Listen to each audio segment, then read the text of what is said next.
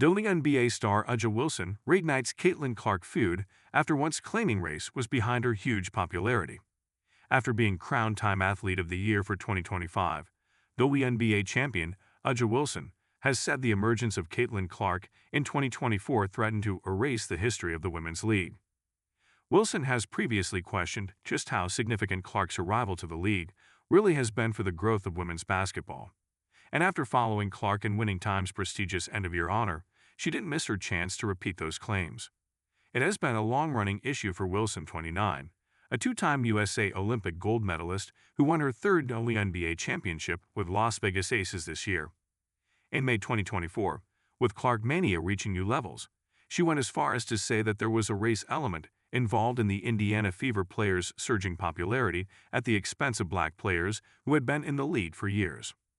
"It wasn't a hit at me, because I'm going to do me regardless," she told Time about Clark's whirlwind arrival into the WNBA. "I'm going to win this MVP. I'll win a gold medal. Y'all can't shake my resume." It was more so, let's not lose the recipe. Let's not lose the history. It was erased for a minute, and I don't like that. Because we have tons of women that have been through the grimmiest of grimy things to get the league where it is today. Clark's entrance to the WNBA saw her repeatedly targeted with aggressive play. Much of it was fair game, but some it wasn't, notably when Chennedy Carter, then of the Chicago Sky, body-checked her from behind when Clark was stood still, waiting for a break in play to end. WNBA viewership increased in 2025 from 2024, despite Clark missing the vast majority of the season with injury. While the article says Wilson, one of the true greats of women's basketball, was not glad that Clark was hurt, the Aces star was thrilled to see fans stick around without Clark playing. "Sometimes you need a proof in the pudding," Wilson said. "The biggest thing for us, and why I was so happy, is that we continue to rise to the occasion. This was just a matter of time for us to really bloom and blossom."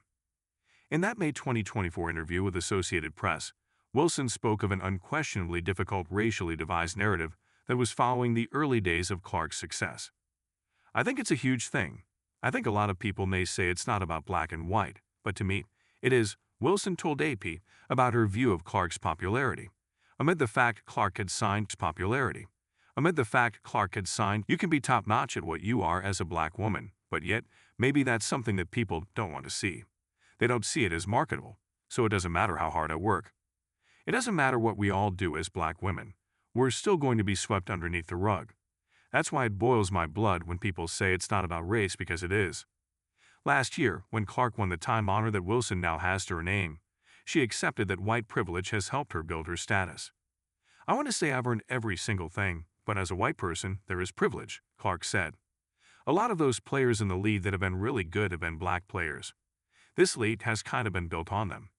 The more we can appreciate that, highlight that, talk about that, and then continue to have brands and companies invest in those players that have made this league incredible, I think it's very important. I have to continue to try to change that. The more we can elevate black women, that's going to be a beautiful thing."